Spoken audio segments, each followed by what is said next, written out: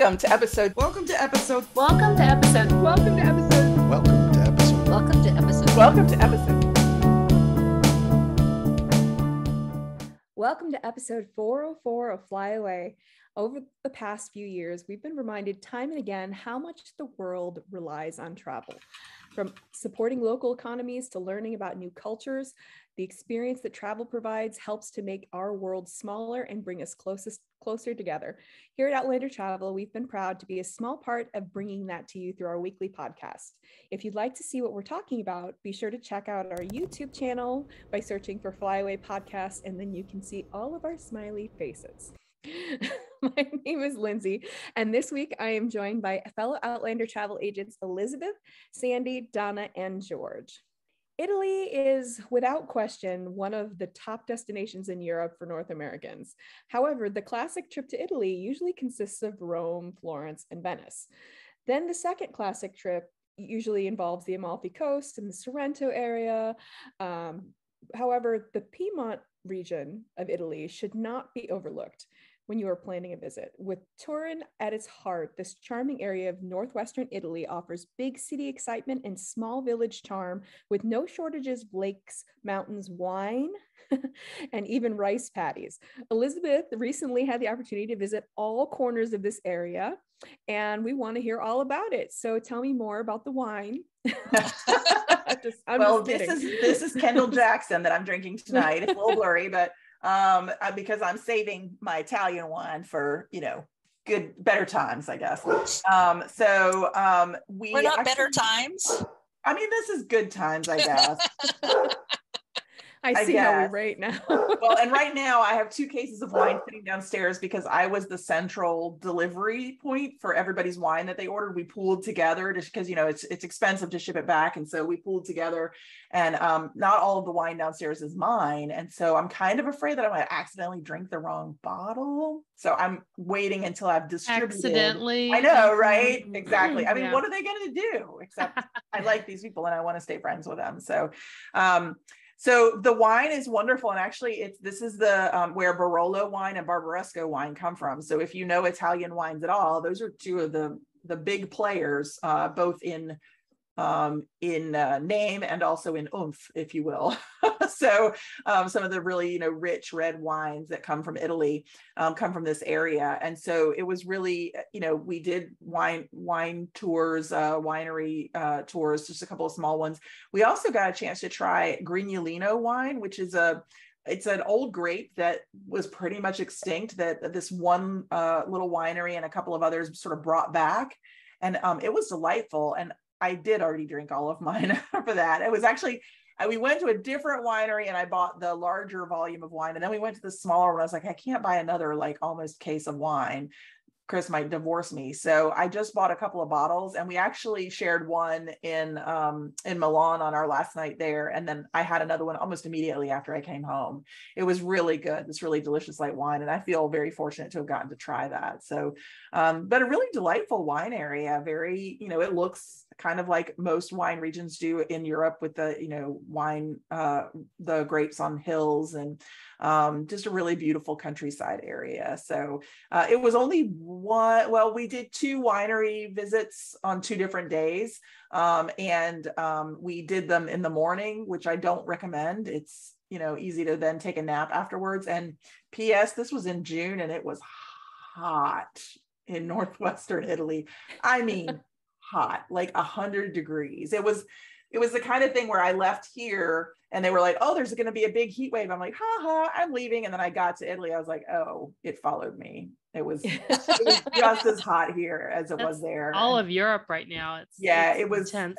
It was well, no, because after Italy, I went to Ireland, and it was unseasonably cold in Ireland. So let me tell you, my 1-week wardrobe did not suit. It was great for Italy. It's not great for Ireland.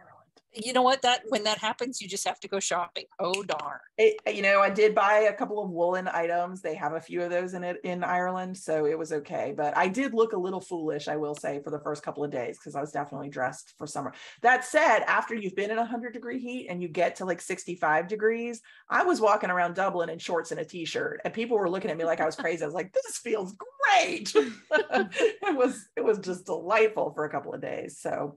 Yeah, but the wine actually there, if you are a wine lover, you know, most people go to Tuscany, and the Chianti region and all that for wine, but there's some great wine to be found all over Italy. You really can't swing a cat without hitting a winery in Italy. And if you really want that Barolo and Barbaresco, you do have to go a little bit further north. So definitely worth my time. And each region seems to have its own flavors and its own little nuances. So it's, you know, it's all one country, but it can be so drastically different from area to area. So it's almost like you could get a million little trips or a million different, absolutely different trips. And Barolo and Barbaresco are really hearty wines too. So it's, you know, it's not your Cabernet. It's not a light little fruity wine. It's got some texture to it, shall we say. So, yeah. It's hair on your chest. It's I chewy. mean, not me personally, because I can handle my alcohol. So I did on this trip start a little social media sensation, if I may call it such, of Elizabeth drinking cocktails in beautiful places, because it was just a great place to have, like, you know, Aperol spritzes. And Italian cocktails are gorgeous. And Turin is actually the home of vermouth. So, you know, you may not realize that, but that's actually where, if you ask for a martini in Turin, they're going to give you Martini and Rossi. They don't give you a martini like you're used to, because martini came from Turin. So when you order martini, you want vermouth. You don't want that, you know, other stuff that you mix with vermouth to make a martini. You want the vermouth. So that can be a little bit surprising if you're not ready for it. But so definitely, you know, I certainly was able to have a nice array of cocktails along with wine, which is sort of cool with Italy, because not all places that are wine focused and wine forward also have the sort of cocktail scene that you would find in places that aren't as wine forward. So you did, let's talk a little bit real quickly about a little bit more in depth about where this is located, about how far from the airport. What was your trek like to get there? Good question. So there is an airport in Turin. It's about 30 minutes away from Turin City Central, but you can't connect there really from North America flights. So most people, if you want to go to Turin, and Turin is the sort of focal point of the Piemonte region, then you would go to Milan, Malpensa, probably, because that's where all the international connections are, unless you're coming from Europe. There is a second airport in Milan, which is called Linate, and that's actually where I flew out of to go to Ireland. And it's way more delightful than Malpensa, just to put it out there. But it's about an hour and a half with traffic to Turin from Milan. So it's a bit of a trek. You can take the train. It's a very, very train-friendly connection, Milan and Turin, to large cities for sure. We did a private transfer, which I was very grateful for. It was very pleasant. And I say I was traveling with a few other travel agents, and we all landed at about the same time. So there were 3 of us in that private transfer. So that was really delightful. And that's something that we can arrange for you if you want something a little bit. I always like getting a private transfer as soon as I arrive in Europe, because you're tired and grumpy and sweaty and gross, and you don't really want to necessarily pile onto a train with all of your ample luggage and try to make it to your next destination. So for me, that was the way to do it. And it was very easy. I mean, flying into Milan is very easy. And actually, my flight from Newark to Milan before I upgraded was like $550. So there's some really great connections. I think Newark and Boston both have some very inexpensive, and I think JFK too. So I actually did, in order to make that happen, if I'd flown from RDU, I would have had to pay a lot more. So I flew into Newark, just a one-way up to Newark. I spent the night in Newark, and then, which, you know, was okay. And then I flew from Newark. So my actual itinerary, as far as United knew, was United to Milan to Dublin, Shannon, back to Raleigh Durham, and that was relatively affordable. But if I'd flown Raleigh Durham to Milan, it just became astronomical. So sometimes you got to work the system. Notice that I did not since those flights weren't married, I did not fly to Newark the same day, because in case there had been a cancellation, I didn't want to miss my flight to Milan. So that's why I stayed. Even going, knowing how it is now, going the day before, it still must have been pretty nerve-wracking. Yeah, it was still a little nerve-wracking. 2 nights. Yeah. It was still a little nerve-wracking. And even honestly that day, because, you know, I've probably talked about this on the podcast before, but my sister lives in New York, in the city. So my original plan was to go see her. Well, she ended up getting called away on business. So I literally spent the night in Newark at the airport, you know, hotel by myself. It was not glamorous at all. And so when I found out she was not going to be there, I thought, well, maybe I'll just move my flight to that morning. I mean, I've got plenty of time. And honestly, everybody I talked to, including the voice on my shoulder, was like, don't do it. That would be stupid. And it worked out fine. I have no idea if the flight the next day was canceled. I haven't looked to sort of, you know, test my, but in the end, it was much more comfortable for me to get there, get settled into a hotel, work for a bit, you know, have dinner, sleep, get a good night's sleep, get a good shower in the morning, and then head to the airport. So that's amazing that flying to, you know, like another plane ticket and a hotel still made it worth your while. Yes. Oh yeah. Crazy. Yeah. Do you guys tease me all the time for all these extended trips I take? Well, look up how expensive it is to fly anywhere out of Seattle. Yeah. I'm constantly doing that, flying. Well, and honestly, some of it gets into value. And this is a podcast about Italy, so I won't talk about it too much. But even like, had I stayed in Manhattan, it would have been a lot more expensive. It would have been more expensive. It wouldn't have been as expensive as the plane ticket direct from Raleigh Durham. But, you know, the hotel in New York was going to cost me $350, you know, in Manhattan. And then I probably would have gone out to dinner with my sister, and that would have been an expensive meal, right? But at least the value is I'm spending the time with my sister as opposed to just sitting on a plane going across the ocean. So it comes down to like where you want to put that money in the end. It's that travel math. Yes, like exactly. Like the old school Disney math. Exactly. But I that's why that way all the money you save, you can spend it on wine. Right. Or an upgrade, which is what I ended up doing, because the upgrades got a lot cheaper once I got into that time period. So I'm very curious, because you think about Italy. I mean, of course, we think about the wine, which we've now talked about for like 20 minutes. And you think about the food, which I'm sure you had some incredible food while you were there. That's one of my, I just think about Italy and my mouth starts to water, like my taste buds can remember. But you have something on here that I was never even on my radar for Italy. Tell me about the rice patties. Yeah. In Italy. You know, risotto, you know, is Italian. So yeah. But you don't think about the rice actually growing. And so vercelli, not to be confused with vermicelli, but vercelli is a city in Italy, and it is mostly rice patties. It's all there. And I tried to get sort of the whole lowdown. I figured there's some link with Marco Polo, right? There must be some link there. But the rice patties there are really quite old, and we toured a very old farm that they've sort of preserved so that you could see what it looked like. We did not go wading through rice patties, thank you very much. Lots of mosquitoes, gross. But I did buy some rice. But yeah, it's fascinating. That whole area, their main industry is rice, and the rice patties are everywhere. So definitely not a landscape I expected to see in Italy, for sure. And they're very proud of their rice, and it is very different, you know, from a lot of other rices. Everybody has their own strain of rice, or there's lots and lots of types of rice. And the rice that they grow in Vercelli is ideal for risotto. So it's that sort of plumper arborio rice. But yeah, not something I would have ever expected in a million years, yet totally something that is Italian, very Italian. That's so neat.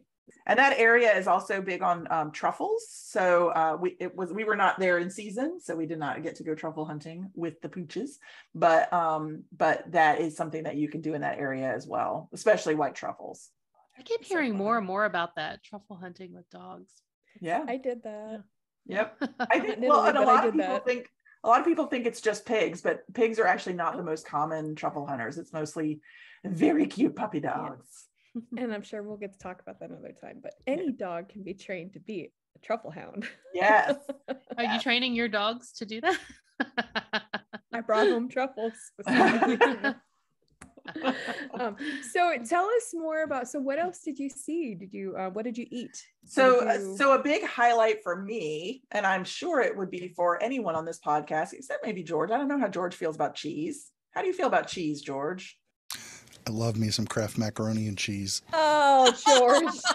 This would not, I did not specify real cheese, sorry, but this might cheese not appeal to food. George. But the cheese caves were amazing, and I will say it's one of those, you go down and they're not actual caves, they're like basements, but cave is a good word for it. They're very temperature controlled, and the cheese cave we went to they're not making cheese in the cheese cave, they're buying high quality cheese and then they're aging it in the cheese caves. That's really the purpose of it.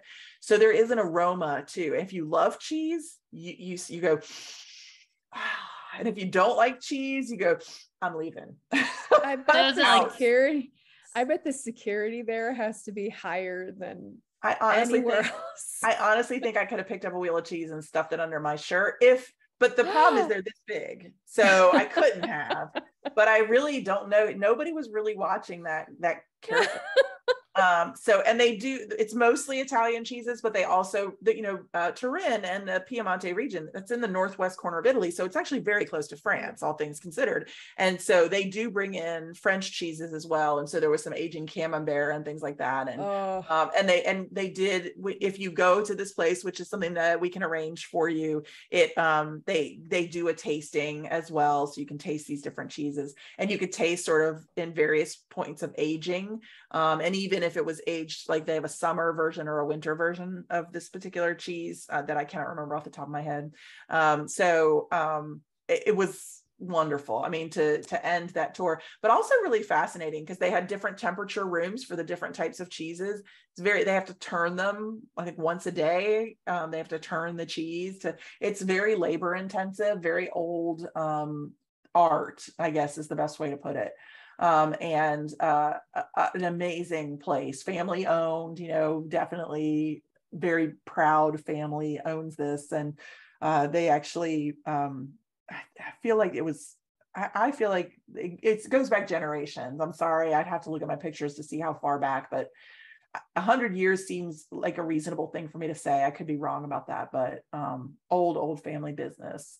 And very sought after cheeses, the cheeses that they age, resell for quite a handsome sum. So that was something that was, obviously you go to Italy and you think wine, cheese, pasta, but to see sort of that, and we weren't the Parma region, the Parmesan cheese and the Parma ham and all that. That's, if you're going to Parma, you're going to see those things and you're going to do that. I wasn't really aware that cheese was even a thing in this area, but the climate, everything is very friendly to it. And then they, and this family's just been doing it for so long. So, and I should add to that, pictures that I was looking at and going, I was so jealous, so envious. It was all the cheese. Yeah, so much cheese. And we would turn the corner and there'd be another like room of cheese. See, you're just like, my heart's thumping right now. And it was cold down there. So it's 100 degrees outside. So I'm like, just leave me in here with this cheese. I'll be good. I will be good. So, you can eat and cool off and all at the same time. Yeah, and it's interesting to see too how the different cheeses age, because some cheese will get the mold or the whatever, they'll need that mold in order to get better, whereas other cheese is just a little dusty, or it's just like it just varies. They had ash, there's a way to treat with ash the cheese, so it was just very interesting. And obviously I didn't learn enough to be able to come home and do it myself, otherwise I would be speaking much more intelligently about it. And it is, you go down in there and you're like Donna said, you're like, oh, cheese. I know. They're talking and you're just like, I'm drooling. But that was actually a highlight on my itinerary. And I sent my itinerary to Brooke, who did some of my social media posts while I was gone. And I said, here's the itinerary, just so you know what I'm doing. So if I send you a random picture, you'll be able to tell what it is, so that I won't have to type too much because I'm lazy. And she was like, do I see cheese caves? I'm like, yes. It's like the only thing that screamed out on the itinerary. Cheese. But that area too is in sort of a lake region, and everybody thinks about the lake region. I think Donna, you commented, did you see George? George is over at the Como area, but Lake Maggiore in that area, it's a far less expensive, but just as beautiful area. it is still expensive. But the nice thing about it is these lakes are a day trip from Turin. So you can stay in Turin and then just take a day trip out rather than stay in the very expensive hotels out there. Of course, if you want to do that, that can be done. But we were able to take a day trip out there. We did the cheese caves. We did a little boat tour on the lakes to sort of see that. We didn't actually stop at the varying islands because we were pressed for time because we were doing so much. But absolutely gorgeous. And I posted pictures of that on my social media as well. I mean, just truly beautiful scenery, mountains and lakes just right up next to each other, you know, not fjords, but absolutely gorgeous scenery. So highly recommend. Very beautiful. Do you remember what any of the little islands were called? No, but I think my notes here might say, hang on, let me see. No, it's named after a family, the Borromeo Islands, maybe. Because some of them are owned by family, and it's interesting because like there's a resort on it, and then there's another island that's like mostly restaurants where you wouldn't really stay on it, but you go out for the day, and this beautiful garden on it. So definitely a resort area, and cute shopping, you know, really nice authentic shops, medieval streets, you know, great. Like Orta is one of the towns there, and it's just beautiful to just walk around. You just walk down the streets and do a little shopping and say hello to everybody's doggies, and then go back to Turin at the end of the day. This is just sounding like the perfect ladies trip. Yeah, you know what I will say, and I was there with 5 other women, and it really is ideal. The place that we stayed in the Montefiore Valley, which is where one of the wineries was that we went to, it was a little rustic. The air conditioning was having some challenges, but they have a Michelin starred restaurant there, and we just stayed there for a couple of nights, and it was really delightful. And there were definitely girls trips there. And when I say girls trips, I'm talking about like 60-year-old Scandinavians. Yeah.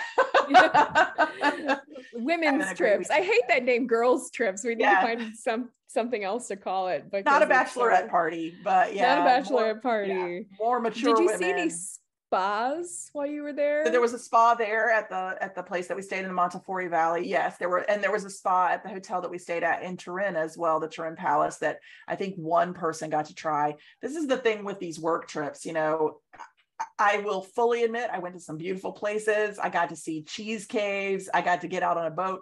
We didn't have a whole lot of time to get a massage. So, and you know that if I get a chance, I will do it. But we did not have a lot of time. And the few hours where I might have been able to sneak one in, I took a nap. Probably needed it. Well, especially after wine at 11 o'clock in the morning, you know, it's like, you know, I'm good. I'll go back and do it for you. Yeah, thanks. Well, and I certainly, if I were planning your trip to Italy, I would build in time for that. But this was where I was trying to see I literally saw almost everything there is to see in this region in a week. So I do not recommend that. I would recommend taking a little bit slower, or maybe picking and choosing a little bit. Yeah. I will say in Turin, you know, if you know anything about Turin, what do you know about? The Shroud of Turin. Shroud of Turin, right? So, and I'm not a very religious person, but obviously that's a very huge relic, and I was sort of pilgrimage, right? And I've been fascinated by it because you know I learned about it in elementary school, and it's like this is the weirdest sort of thing. But you only get to see it if they choose to show it to you. And apparently the last time there was a public viewing of it was 10 years ago. So you can go to the church where it resides, and there's images of it, but you can't actually see it. So if you're going to Turin to see the Shroud, you might as well just watch a documentary on it. You'll probably see more of it. So that's interesting because I had not heard that. Yeah, in fact, I was starting to wonder if it was even there anymore, you know, because it just seems so absent. There's no mention of it. There was no mention of it in our itinerary. We did go to the church where it was, but it really wasn't, you know, for an American girl who only knows Turin because of the Shroud of Turin, I was surprised at like how much it was downplayed. The one thing that's in Turin that you may not know about, and honestly is worth the trip to Turin completely just by itself, is the Egyptian Museum. It's considered the second most important Egyptian museum in the world, right after Cairo. So even above the British Museum that contains all those artifacts. Mm-hmm. Yeah, it is full of stolen artifacts, but there were some Italian archaeologists that were sort sort of the leaders in Egyptian archaeology at that time and did a whole lot of excavating. I saw more mummies in this museum than I've ever seen in all of the museums I've been to in New York and Britain and in Greece. I've never seen more Egyptian artifacts than I've seen here. It was mummies, especially. It was fascinating. And so they even had like apparently when they first started trying to mummify people, they would put them in a fetal position. It was believed that was better. And then it turned out that was actually more difficult to bury them. It took up more space. So they didn't, well, I say bury them, entomb them. They had to have these huge jars for them, you know, and so, but they had a fetal position mummy on display under glass. It was amazing. There was a mummy of I think it was 3 sisters, and one of the sisters, her head was exposed, so you could actually see her head. You could see the hair. I mean, it was, wow. She definitely looked dead, but it wasn't like she was laid out at the funeral. She was definitely in a state, but you could tell this was a human being, and it was amazing. You know, how old are these mummies? It's just amazing. And the art, and it was very smart that I saw Moon Night before I went, because I knew so much more about Egyptian culture from that. They talked about the 9 gods and all of that stuff, and I was like, oh yeah, I know that. And the hippopotamus god, there's like a little statue of her, and I was like, oh, I recognize her. I just saw her on TV. So yeah, it definitely, for a layman, it was very good that I had that extra background. But just an amazing museum, and any museum will wear you out after a few hours. But I was worn out, but I wanted to see more. Like, it's just an amazing museum. So you could go to Turin literally just for that. It's a must see. That sounds very fascinating. We loved, that was one of our favorite things in Egypt, was going to I've been to the Museum of Alexandria and the other museums in Cairo, and that was our favorite highlight of going to Egypt, even more than the pyramids, was getting to see the museums. And just there's not enough time, so I can't imagine if it's probably something you largest collection outside of Cairo. So really astonishing. And even then they said that, I was like, really? But we went, and I mean, it was impressive. It was very, very impressive. It makes sense. I would have thought it all ended up in Britain, but same. You know. And Britain sort of tells you that too. They're like, yeah, we have this great Egyptian collection, you know, and we took all the good stuff. Yeah, so I honestly can't say what how surprising and delightful that was to experience that. And Turin actually was a fun little city. And of course, we were also there. It was June, so it's Pride Month, and Italy goes all out for Pride. And so we stumbled on a few Pride events, and so the city was just really alive. And our guides did tell us, you know, there are good parts of the city and bad parts, just like anything else. So it's good to stay central. We were right by the train station, which is obviously very convenient. Some great restaurants right by there, very easy to get around and navigate around. We stayed in Milan for our last night, and which isn't in the Piemonte region, but just to then have an easy exit from the country. And that city is also pretty easy to get around in with a metro and all of that. So I found it just a very personable city. I liked it a lot more than I thought I would. Again, not knowing very much about it before I went. I didn't have expectations really at all. I didn't really know what to expect. And it's a great little city.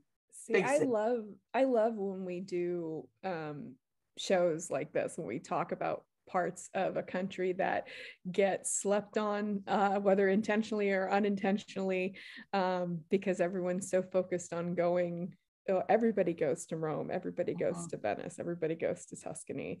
I like when we get to dive a little bit deeper and actually get to even secondhand experiences, because now I've a new fire. I want to go back to Italy.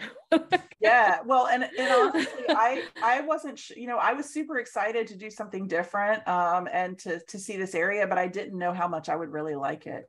I will say that I would recommend not going in the summer. It's hot. Yeah. Did I mention it was hot? It's hot. Yeah, I think you mentioned 1 or 2 times that it was hot. Yeah. And they said it was unseasonably hot, but I don't care. I would say that you probably still want to go like more shoulder season. It was just too hot. Avoid that June, July, August. Now it isn't crowded like Venice, June, July, August, but I still think, or Rome for that matter, but I still think it would be better when it's not quite so hot. That September would probably be perfect. Yep, I would agree. Both, yeah, April and September. And then actually I think the truffle season is it October maybe? I think I have it in the white truffle season, October to December. Best time is late October to early November. Seems like a good idea to me. Yeah. Seems ideal.